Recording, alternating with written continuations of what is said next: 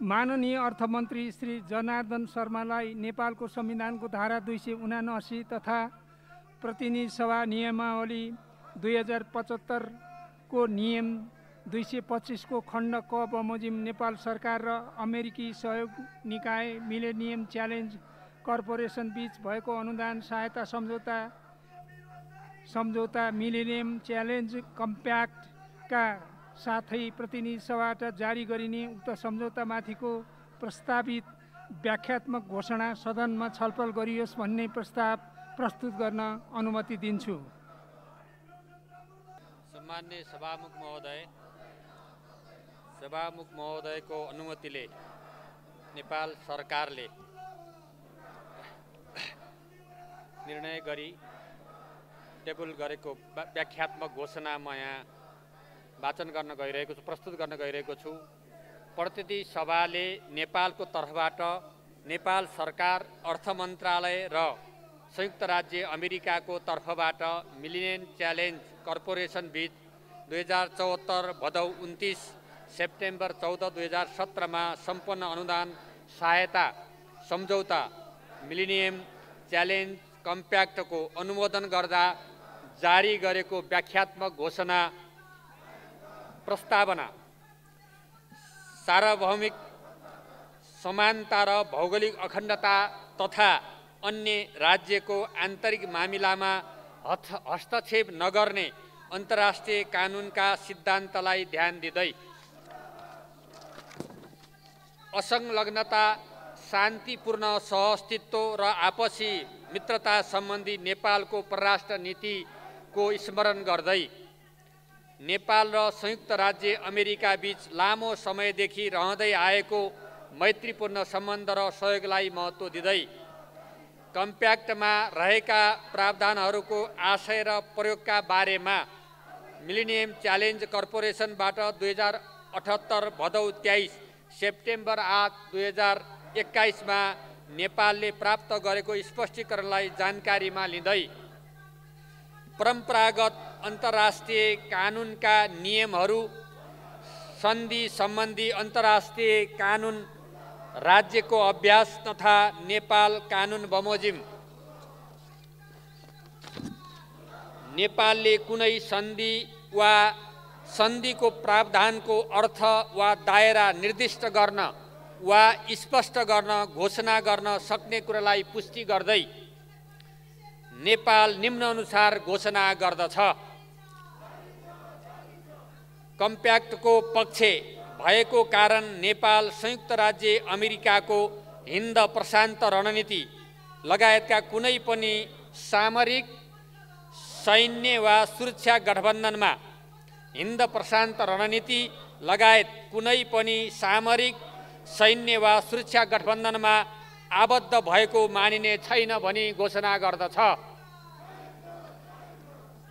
देशको मूल कानुनको रूपमा रहेको नेपालको संविधान कम्प्याक्ट र कम्प्याक्टसँग सम्बन्धित अन्य सम्झौताहरू भन्दा माथि रहेको छ भनी घोषणा गर्दछ।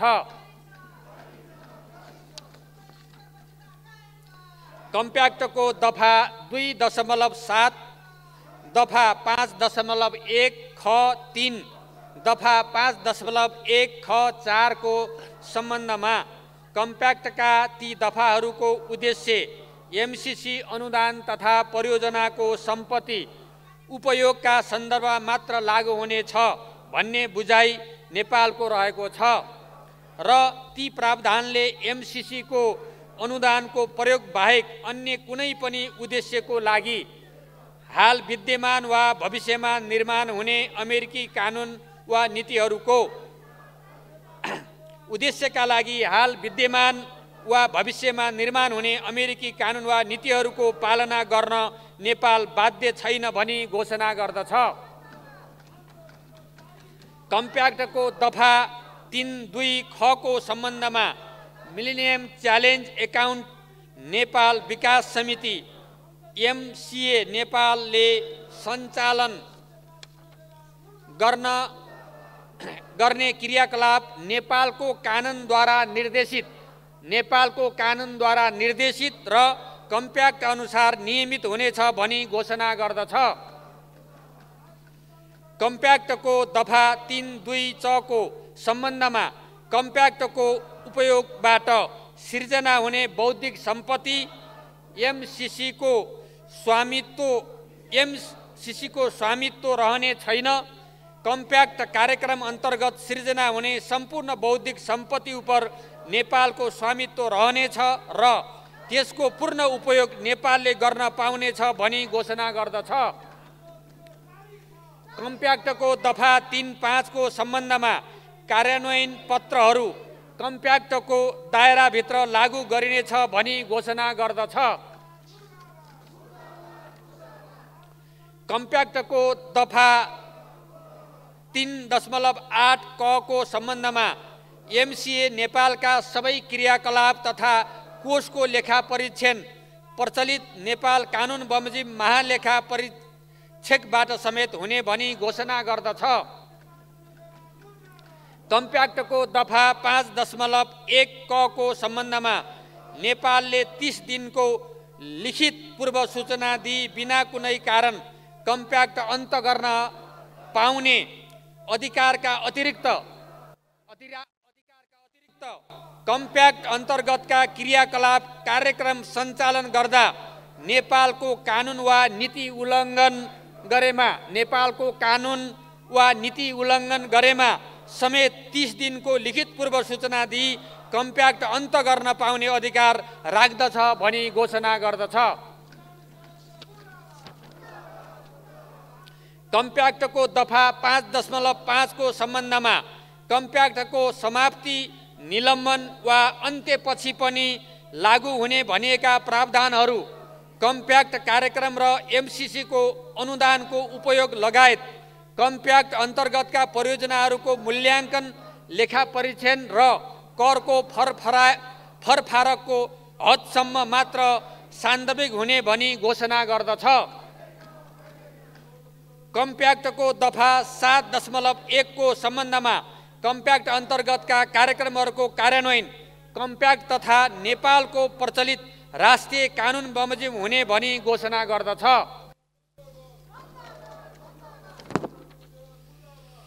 कम्प्याक्टको दफा 8.1 को सम्बन्धमा विद्युत प्रसारण परियोजना इलेक्ट्रिसिटी ट्रान्समिसन प्रोजेक्ट लगायतका सबै चल तथा अचल सम्पत्ति र परियोजनासँग सम्बन्धित जग्गा नेपाल सरकार वा नेपाल सरकारका निकायहरूको स्वामित्व रहनेछ भनी घोषणा गर्दछ।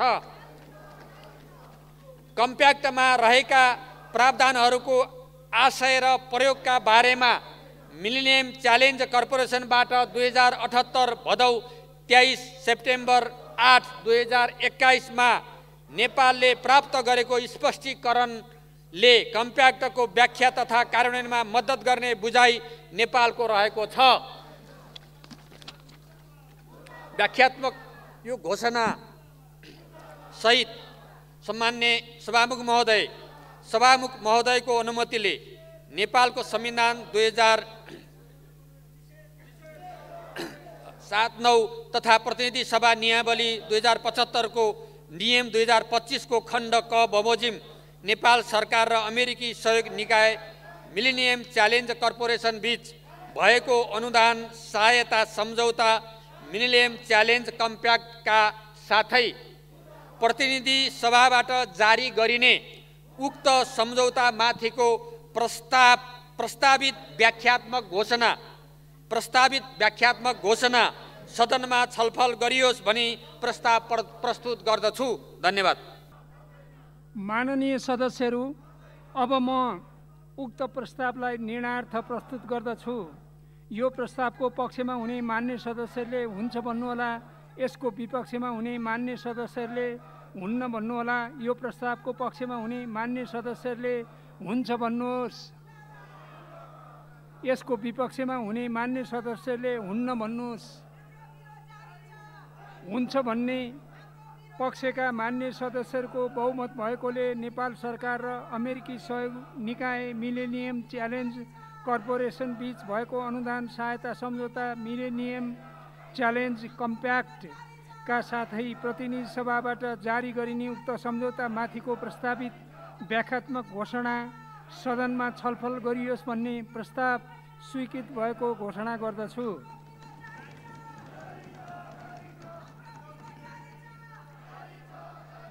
मान्य सदस्यहरू, अब नेपाल सरकार र अमेरिकी सहयोग निकाय मिलेनियम च्यालेन्ज कर्पोरेसन बीच भएको अनुदान सहायता सम्झौता मिलेनियम च्यालेन्ज कम्प्याक्टका साथै प्रतिनिधि सभाबाट जारी गरिने उक्त सम्झौतामाथिको प्रस्तावित व्याख्यात्मक घोषणामाथिको छलफल प्रारम्भ हुन्छ। छलफलमा बोल्न चाहनुहुने मान्य सदस्यहरूले आफ्नो नाम सभामुखको ड्याससँगै बसेका कर्मचारीहरूलाई लिखित रूपमा 3 मिनेटभित्र उपलब्ध गराइदिन हुन अनुरोध गर्दछु। हामीले सुन्ने गर्थ्यौँ कि सरकार मतलब पक्षको हुन्छ र सदन चाहिँ प्रतिपक्षको हुन्छ, तर आज हामी के देखिरहेका छौँ भने सदनमा प्रतिपक्ष ओयल घेरेर बसेको छ। त यो स्थितिमा यो कुराहरू, यति महत्त्वपूर्ण कुराहरू अगाडि बढाउनु एउटा दुःखद छ। इतिहासमा यो कुराको अवश्य पनि मूल्याङ्कन हुनेछ, इतिहासले यसलाई अवश्य पनि याद गर्नेछ। महत्त्वपूर्ण कुरा के भने जस्तो यो जो आज इन्टरप्रिटेसन आएको छ यसको बारेमा अहिले नै यो मान्य छ कि छैन, यसको भ्यालिडिटी हुन्छ कि हुँदैन भन्ने चर्चा परिचर्चा चल्दै गइरहेको छ। त मुख्य कुरा के भने अमेरिकाले नेपालसँगको मित्रतालाई महत्त्व दिन्छ भने यसलाई उसले स्वीकार गर्नुपर्दछ र यसलाई रेसिप्रोकल बेसिसमा उसले यसलाई मान्यता दिँदै हामीलाई चिठी पठाउनुपर्छ। यदि उसले यसलाई मान्यता दिँदैन भने त कसको के लाग्छ र? अब माइट इज राइट, एनिमल किङडमतिर जाने हो भने त केही भन्नु छैन। तर मान्य सदस्यहरू, आज संसार एउटा नयाँ शीतयुद्धतर्फ अगाडि बढिराखेको छ र सबैले, खास गरेर नेपाली कङ्ग्रेसको साथीहरूले पनि यो ह्याङओभरबाट बाहिर निस्कनै पर्छ कि यो शीतयुद्ध पहिला चलेको जस्तो नेटो र वार्साको जस्तो शीतयुद्ध होइन। अहिले क्रान्तिको प्रसार गर्नको निम्ति यो युद्ध भइराखेको छैन। त्यसै हुनाले नेपाल आज यति अप्ठ्यारो ठाउँमा छ कि हामीले यो सँगसँगै अब अविलम्ब एउटा शान्ति क्षेत्रको प्रस्ताव, यो परिमार्जित शान्ति क्षेत्रको प्रस्ताव चाहिँ इन्डोर्स गर्नुपर्छ र हाम्रा सबै मित्र राष्ट्रहरूको अगाडि, पहिला पनि 1975 मा अगाडि राखिएको शान्ति क्षेत्रको प्रस्तावलाई 115वटा भन्दा बढी देशले मान्यता दिएका छन्, त्यसलाई विथड्र गरिएको छैन। नेपाल सुरक्षित रहनको निम्ति, किनभने आज भारत अमेरिकाको रणनीतिक साझेदार बन्दैछ र चीन अर्को शिविरको केन्द्र हो। यसरी अमेरिका र चीन दुईटा ध्रुवको बीचमा जुन प्रकारको शीतयुद्ध चलिरहेको छ त्यो स्थितिमा यो क्षेत्र शान्ति क्षेत्रको रूपमा रहनुपर्छ, यो क्षेत्र बफर जोनको रूपमा रहनुपर्छ।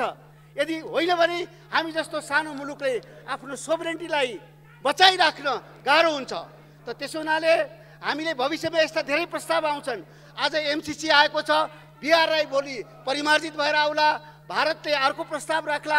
त्यो सबैको निम्ति हामीले राष्ट्रिय रूपमा एउटा आफ्नो विकास रणनीति तय गर्नुपर्छ र हामी यो क्षेत्रमा सहायता लिन्छौँ, यो क्षेत्रमा ऋण लिन्छौँ, यो क्षेत्रमा हामी सहायता पनि लिँदैनौँ, ऋण पनि लिँदैनौँ, आफै गर्छौँ भनेर हामीले एउटा घोषणापत्र, हाम्रो दीर्घकालीन विकास रणनीतिको घोषणापत्र र शान्ति क्षेत्रको प्रस्तावलाई हामीले अगाडि बढाउनुपर्छ।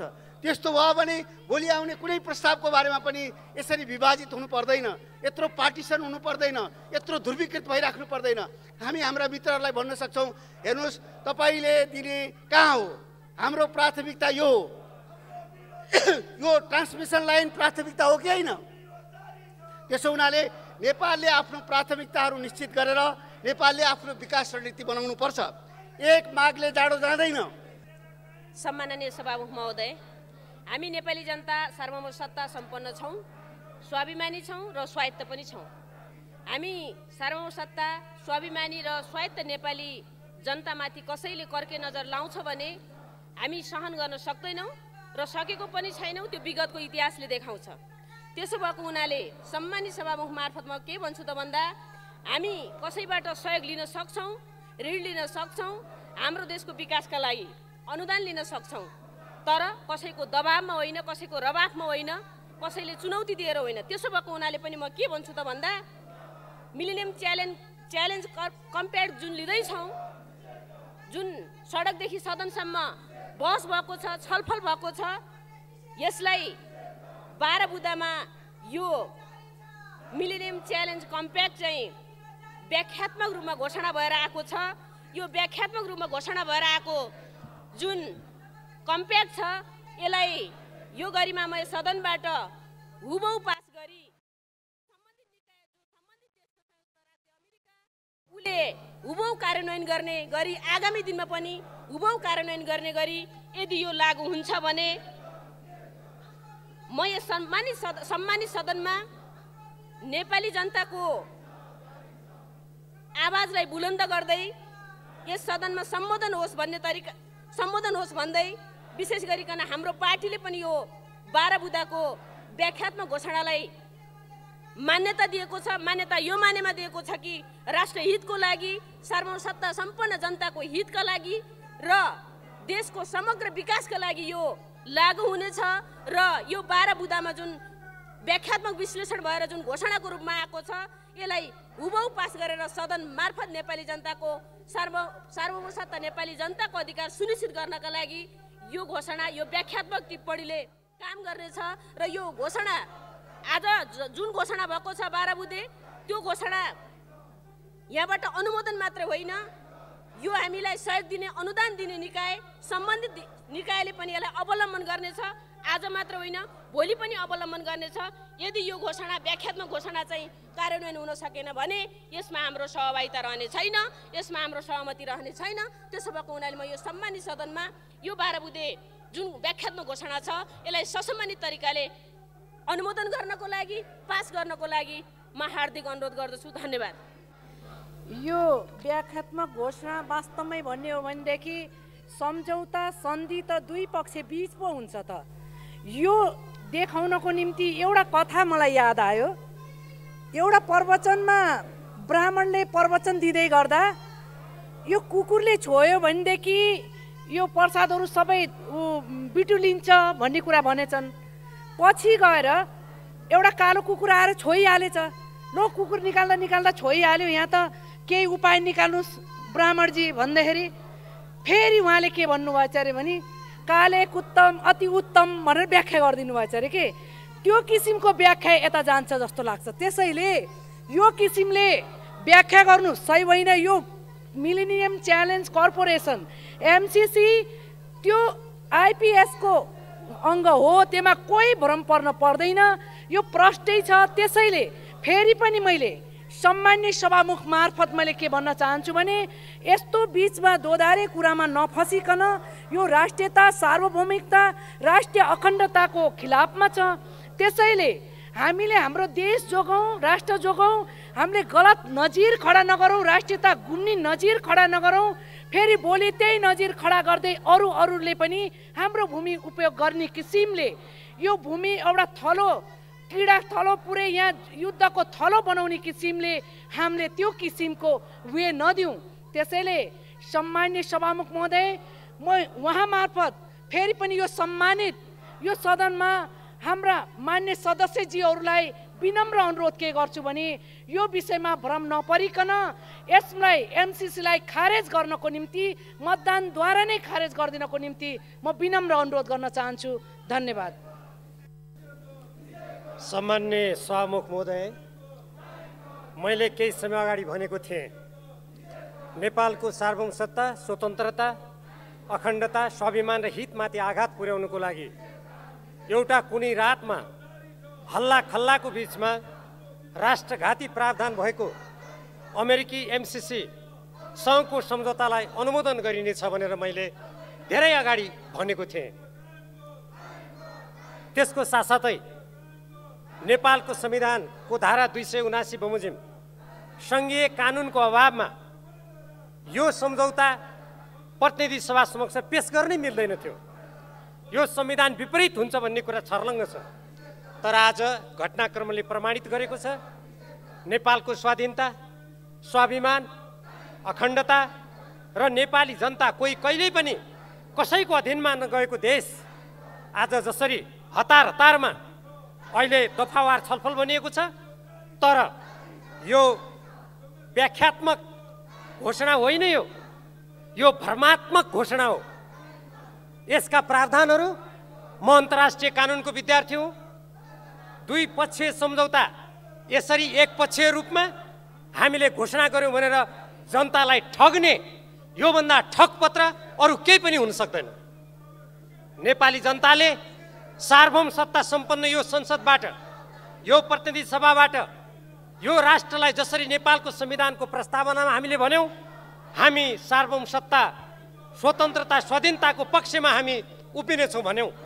तर यसरी निर्लज्जताका साथ नेपाली जनताबाट निर्वाचित भनिएको सरकारले जुन काम गरेको छ, यो नेपाली स्वाधीनताको लागि नेपाली जनताले लडेको लडाइँमा एउटा कलङ्कको रूपमा यो इतिहासमा अंकित हुनेछ।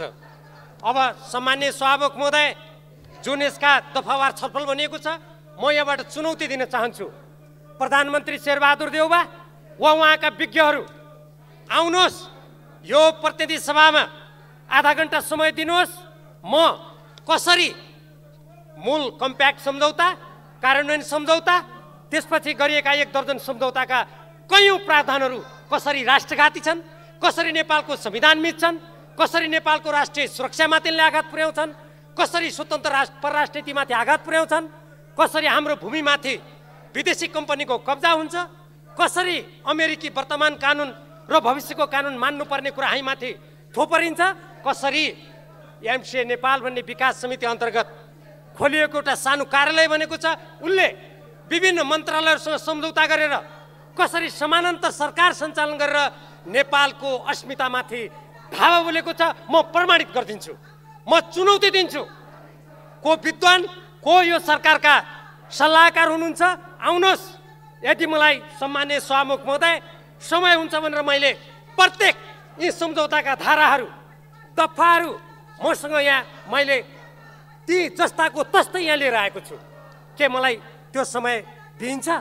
मलाई थाहा छ जसले हतारतारमा यत्रो ठुलो नेपाली जनताले उठाएको विषय, यति राष्ट्रियताको सवालसँग गाँसिएको विषयलाई हतार हतार यसरी जुन पारित गर्न खोजिँदैछ, यो नै नेपालको स्वाधीनताको विरुद्ध गरिएको नाङ्गो षड्यन्त्रको पुष्टि हुने प्रमाण हो। कुनै पनि देशभक्त नेपालीले, कुनै पनि देशप्रति जिम्मेवार सरकारले यसरी रातारात हतार हतार संविधान मिचेर, यो प्रतिनिधि सभाका कतिपय प्रक्रियागत कुरा मिचेर यसरी पेश गर्दैन। यदि सरकार इमान्दार भएको भए उसले भन्नु पर्थ्यो, हामी यसका जुन प्रावधानहरू अहिले कथित यो जुन भ्रमात्मक घोषणा, यो नेपाली जनतालाई ठग्ने घोषणा, नेपाली जनतालाई अल्मल्याएर महाकाली सन्धिमा जसरी त्यो संकल्प प्रस्ताव भनेको थियो, कहाँ छ त्यो संकल्प प्रस्ताव? म प्रधानमन्त्री शेरबहादुर देउबाजीलाई देशभक्त नेपालीको तर्फबाट सोध्न चाहन्छु। आज 25 वर्ष भयो महाकाली सन्धि भएको, हाम्रो लिम्पियादुरा लिपुले कालापानीमा भारतीय अतिक्रमण छ। प्रधानमन्त्री शेरबहादुर देउबाजी, तपाईको त्यो संकल्प प्रस्ताव कहाँ छ? जवाब दिनुहोस्। तपाईँ आज फेरि अर्को भ्रमात्मक घोषणा गरेर नेपाली देशभक्त जनतामाथि सडकमा हजारौं सुरक्षाकर्मी ओह्रालेर तपाईँ दमन गरेर आज राति यसरी यसलाई अनुमोदन गराउँदै हुनुहुन्छ। यो नेपालको इतिहासमा वर्तमान सरकारले नेपालको स्वाधीनता, देशभक्त नेपालीहरूको आवाज दबाउनुको लागि गरेको एउटा कुकृत्यको रूपमा यो दर्ज हुनेछ। सम्माननीय सभामुख महोदय, सर्वाधिक राष्ट्रिय राजनीतिमा चर्चित विषय एमसीसी आज पास गर्ने दिन र त्यसलाई पास गर्नको लागि त्यसमाथि एउटा हाम्रो यो प्रतिनिधि सभाबाट आज जसरी व्याख्यात्मक घोषणाको बारेमा आफ्नो मत राख्न म यहाँ उभिएको छु। मुलुकको दीर्घकालीन रणनीतिक र सामरिक महत्त्व बोकेको अति महत्त्वपूर्ण र संवेदनशील विषयमा आज चर्चा गर्दैछौँ र यो सदनको प्रमुख प्रतिपक्ष दल जसरी आज वेल घेराउ गरेर आफ्नो विरोध गर्दैछ, मलाई लाग्छ आज यदि हामी सबैजना आफ्ना मतहरू यदि शान्तिपूर्ण ढङ्गबाट राख्न सकेको भए राम्रो हुन्थ्यो। किनभने यो नेपालको अति महत्त्वपूर्ण आज विश्वको नजर हाम्रो यो पार्लियामेन्ट भित्रको बिजनेस या यहाँ के भइरहेको छ त्यो बारेमा होला। त्यसैले म यसलाई यदि सभामुखजीले मलाई लाग्छ यो जुन विरोधका कार्यक्रमहरू छ त्यसलाई एक प्रकारको सहमतिलाई ल्याएर अगाडि बढाएको भए राम्रो हुन्थ्यो भन्ने कुरा म निवेदन गर्न चाहन्छु। तथापि एमसीसी को बारेमा जसरी विगत केही महिनादेखि यहाँ चर्चा गर्यो, एमसीसी एउटा अमेरिकन सरकारको तर्फबाट नेपाललाई दिने अनुदानको रूपमा यो दुईटा एमसीसी र एमसीए बीचको सम्झौतालाई जसरी हाम्रा विद्वान नेता साथीहरूले दुई देश बीचको सन्धि सम्झौतासँग तुलना गरेर नेपालको राष्ट्रियता, नेपालको अखण्डता नै खतरामा पर्छ जुन प्रकारको एउटा भर्मको खेतीहरू बीचमा भएको थियो, तथ्यभन्दा अलि भावनामा गएर जसरी बगेको थियो, मलाई लाग्छ त्यो भर्मबाट मुक्त हुनको लागि अब यो एकतर्फी भए पनि यो व्याख्यात्मक घोषणा चाहिँ भएको छ। अब यसको कानुनी मान्यता के होला अब त्यो हेर्न बाँकी नै छ। यसलाई एमसीसीले कसरी अन गर्छ त्यो हेर्न बाँकी नै छ। तथापि यसको हाम्रो दल यसको पक्षमा छ। एउटा सुखद कुरा के भएको छ भने आज गठबन्धन बचेको छ र जुन प्रकारका जनतामा अन्योलताहरू थियो थोरै भए पनि ती अन्योलता यो व्याख्यात्मक घोषणाले चिर्ने छ। र म नेपालको तर्फबाट अमेरिकी सरकार र एमसीसीलाई पनि के अनुरोध गर्न चाहन्छु भने हाम्रो भावना, हाम्रो आवश्यकतालाई बुझेर हामीले उठान गरेका यी मुद्दाहरूको बारेमा अन गरिदियोस्। 7 दशक लामो, 7 दशकभन्दा बढी मित्रवत सम्बन्ध, मैत्रीपूर्ण सम्बन्ध भएको र नेपालको सार्वभौमिकताका लागि नेपाल एक सार्वभौम सत्ता सम्पन्न स्वतन्त्र राज्य हो भनेर संयुक्त राष्ट्र सङ्घमा सदस्यताका लागि प्रस्ताव गर्ने र नेपालको आर्थिक समृद्धिका लागि र नेपालको अन्तर्राष्ट्रिय सम्बन्धका लागि निरन्तर प्रथम ठुलो सहयोगी मित्र राष्ट्र अमेरिकाले नेपालको आर्थिक समृद्धिका लागि, नेपालको विकासका लागि, नेपाल र नेपाली जनताको हितमा प्रदान गरेको अनुदान, एमसीसीले प्रदान गरेको एमसीए नेपाल विकास समितिको विषयलाई लिएर आज जहाँ जति चर्चा भएको छ, भ्रम फैलाइएको छ, यसैका कारणले आज हामी यो ठाउँमा उभिएर छलफल गर्न बाध्य भएका छौँ। नेपालको भौगोलिक अवस्थिति, दुईटा ठुला मुलुकहरू हाम्रा छिमेकी मित्र राष्ट्रहरू छन् र मित्र राष्ट्रहरूको आर्थिक समृद्धिको दरमा नेपालको जुन आर्थिक वृद्धि दर कम छ, त्यसैका कारणले हामी अनुदान, ऋण र सहयोगमा हाम्रो मुलुक सञ्चालन गर्नुपर्ने छ। तर बजारमा देखिएको हल्ला, दलहरूको आफ्नो दृष्टिकोण हेर्दा हामी ऋणमा रमाउने, ऋण लिनका लागि उद्धत हुने, तर अनुदान आयो भने हामी ढुङ्गामुढा गरेर मसाल जुलुस निकालेर लखेट्ने जुन प्रचलन नेपालमा बस्यो, यो नेपालका लागि र नेपालको आर्थिक समृद्धिका लागि, नेपाल र नेपालीको हितका लागि एउटा दुःखद क्षण मैले बुझेको छु। सभामुख महोदय, एमसीसीका बारेमा, एमसीसी अमेरिकामा भएको र अनेक गरिब मुलुकहरूलाई सहयोग दिने एउटा निकाय हो भने नेपालका लागि अमेरिकाले दिएको 50 करोड अनुदान खर्च गर्ने एउटा एमसीए विकास समिति नेपाल एउटा कार्यालय हो, नेपाल सरकारको मातहतमा रहने कार्यालय हो। तर यो कार्यालयका एमसीसी र एमसीएलाई एउटै दृष्टिकोणबाट, एउटै परिभाषाबाट व्याख्या गर्नाले आज आम नेपाली जनताका बीचमा भ्रम छ। भर्खरै मभन्दा पूर्ववक्ता मान्यजीले भन्नुभयो को विज्ञ छ आउनुहोस् म पढाउँछु भन्नुभयो। म तपाईँलाई एउटा मात्रै लाइन भन्न चाहन्छु सभामुख महोदय, मैले सकिहालेँ। उहाँले भन्नुभएको छ MCA funding is not used in contrary to the security interest of United States भनेको अमेरिकाको सुरक्षा हितमा खर्च गर्नुपर्छ भनेर अर्थ लगाउनु भएको छ। यो भनेको COW काउ माने गधा भने जस्तै हो। काउ माने गधा पढाउनुहुन्छ भने तपाईले पढ्ने स्कुलमा सायद मलाई लाग्छ कुनै पनि बालबालिका जाँदैनन् माननीयज्यू। त्यसैले यस्ता खालका थुप्रै भ्रमपूर्ण अर्थ लगाएर आज तपाईले भ्रमको बिस्कुन बानेश्वरमा छर्नु भएको छ। त्यो बानेश्वरमा छरेको बिस्कुनलाई आज तपाईहरुले उठाउनु पर्ने बाध्यता भएको छ। त्यसैले आज एउटा व्याख्यात्मक टिप्पणी आएको छ। यसले भलै बजारमा छरिएका भ्रमहरूलाई मत्थर गर्नका लागि सहयोग पुगेको छ। यो भ्रमलाई मत्थर गर्नका लागि तयार गरिएको व्याख्यात्मक टिप्पणी बनाउने माननीय सदस्यहरू र नेताहरूलाई हार्दिक धन्यवाद दिँदै MCC परियोजना पास गरौँ। नेपालको समृद्धिमा आगामी दिनका लागि आगामी दिनमा ऋण होइन, हामीले ऋण न्यून गरौँ, अनुदान बढाउँ। अब म माननीय अर्थमन्त्री श्री जनार्दन शर्मालाई छलफलका क्रममा उठेका प्रश्नहरूको जवाफ दिन अनुमति दिन्छु। मान्य सदस्यहरू, नेपाल सरकार र अमेरिकी सहयोग निकाय मिलेनियम च्यालेन्ज कर्पोरेसन बीच भएको अनुदान सहायता सम्झौता मिलेनियम च्यालेन्ज कम्प्याक्टका साथै प्रतिनिधि सभाबाट जारी गरिने उक्त सम्झौतामाथिको प्रस्तावित व्याख्यात्मक घोषणामाथिको छलफल यहीँ समाप्त हुन्छ।